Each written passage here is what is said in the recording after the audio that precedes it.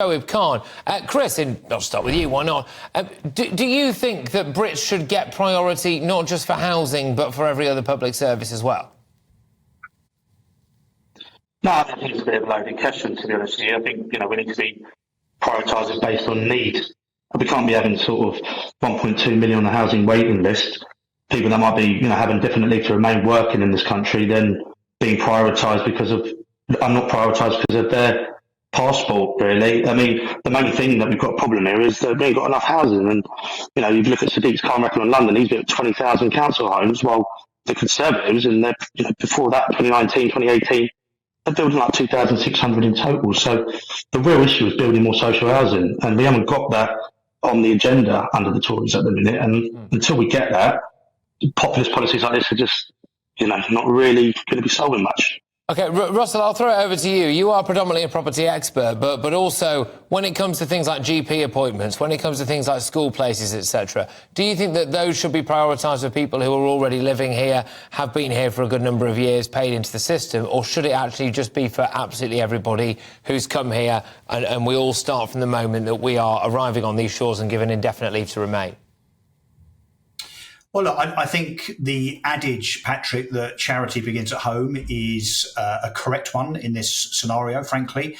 I think people that have paid into the system, whose parents, grandparents and great-grandparents have paid into the system by way of taxation for decades and generations, of course should have priority. How can it be that, a single mother with a couple of kids is on the 1.2 million people waiting list for years and years and years, and yet somebody that comes over on a dinghy with no passport illegally is given priority over that person? This is not a question of passports. This is a question of domestic patriotic dignity, frankly. And I can't believe that we're having this debate now where the government, after all of this time, and given what the debate has, how the debate has ensued with regard to illegal immigration over the last few weeks and months, I can't believe we're only now thinking about prioritising people that have been in this country for life and have paid into the system, rather than, frankly, people that otherwise will be attracted to come here as an illegal migrant and will game the system.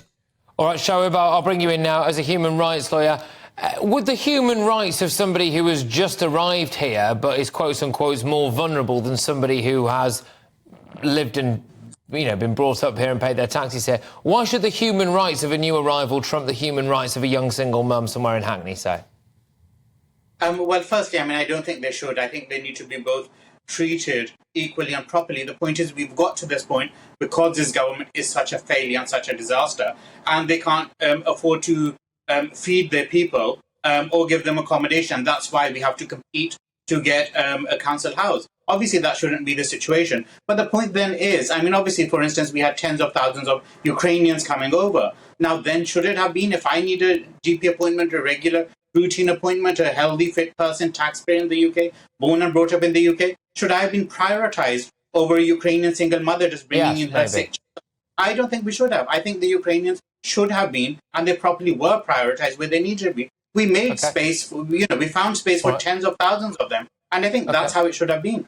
OK, so that's a universal values question there. Chris, I'll throw it back to you. In light of the fact that we are singularly not building enough houses, when it comes to the social housing question, are you still dead against the idea of prioritising Brits? I'm for treating everyone equally. The fact that we've had misinformation here from Russell about how illegal immigrants get prioritised first, that's not the case. You've got to be living in the area 2 years. And if your need is that you require it because you're disabled or you live in an overcrowded or you're, victim of domestic abuse, it doesn't matter whether you're black, white, foreign, British, if you've got definitely to remain, you qualify based on a need system that treats everyone equally. That must be the priority. We've got Michael Gove out here waving leaflets around, saying scrapping housing targets, protecting the greenbelt. These populist policies have been tried before by the Liberals, Democrats in Tower Hamlets trying to put all the Bangladeshis on boats. Never worked. Most common decent people think we should treat people equally. And that's why it should be with social housing. All right, Russell, I'll throw it over to you. It does seem perverse to me, though, I've got to be honest with you, that someone could be fought for this country in Iraq, say, have developed a mental health problem as a result and, started drinking, etc., as unfortunately plenty of people do when they leave the forces with a mental health problem, and they are struggling to get a house or a GP's appointment, but someone who has come here, even legally, but is not able to financially support themselves, and we've let them in legally, they can get ahead of them in the queues for a variety of different things. Let's be fair, there are something like 2,000 veterans on the streets as we speak, and I don't hear Chris trying to prioritise those over and above what is effectively what he's advocating, which is a free-for-all, open-door policy. Sorry, can I just ask what do you think is rubbish, Chris? Because a lot of people, because a lot of people will find it quite offensive, Chris, that you appear to be laughing at homeless veterans. It's absolutely absurd. This claim that veterans aren't prioritised. They are prioritised. That is how the need system works. They're already, you're homeless, you're prioritised. It's not a case of, pitching British veterans against... Really not. But unfortunately, you are wrong about that. Yeah, go on. I'm going to give the last word to Shoaib on this because we're running out of time. But go on, Shoaib. You're itching to get involved. Yeah, no, sorry. I think that's actually a really great example. The point is, yes, British veterans, but other Afghan veterans, they're not British. If finally we brought them over after they sacrificed their families and fought for us and did everything that British veterans did. And when they come here, why are they back of the queue? They should be right at the front. But they've suffered PTSD as well. They've suffered all these problems. It shouldn't matter what passport they have. If we brought them here, they should be able to get those specialist services as well. So that's why it doesn't matter. Even if, Shoaib, we do not have enough space at the moment, I mean, at what point do we say, look, we haven't got the space here for people who are already here? Well, if we can send our millions, thousands, tens of thousands of people to fight for wars overseas and get people from those countries to join in too, then we should have the money. How can we have money for all of those waging wars all over the world and we don't have money to put a roof over people's head?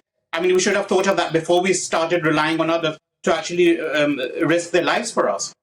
Okay, Chris, I can see that you're nodding along with that. Then, so would you be perfectly happy if you desperately needed a GP appointment or something along those lines, and you've been waiting for a long time, or you've been waiting for a routine NHSK? You would be happy to forego that, would you, for somebody who's just arrived here? If you've been living and paying your taxes in this country and your need is prioritised by the experts, then that's the case. But the problem is we've got a shortage of housing. We haven't got enough GP infrastructure as a result of these Tory cuts.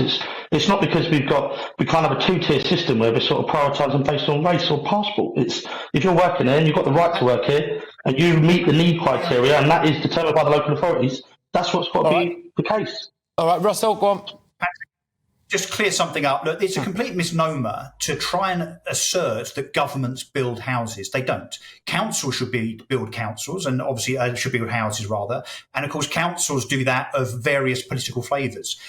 Governments don't build houses. Developers do. Housing associations do, and so on. They're the ones that have failed. And actually, let me just correct you on something, Chris. You talk about Sadiq Khan being a success in terms of the houses that he's built for London. That is absolutely fundamentally untrue. His own target that he set in 2016 was 65,000 homes a year, half of which should be affordable. He has delivered only 23% of what he promised. The man is a failure, so please don't use him as an example of success, because he's probably the biggest failure at delivering houses that this country's ever seen. All right, look, guys, I have thoroughly enjoyed this chat, I must say, and I think we're all leaving more wound up than when we first started, which is probably the sign of a decent debate.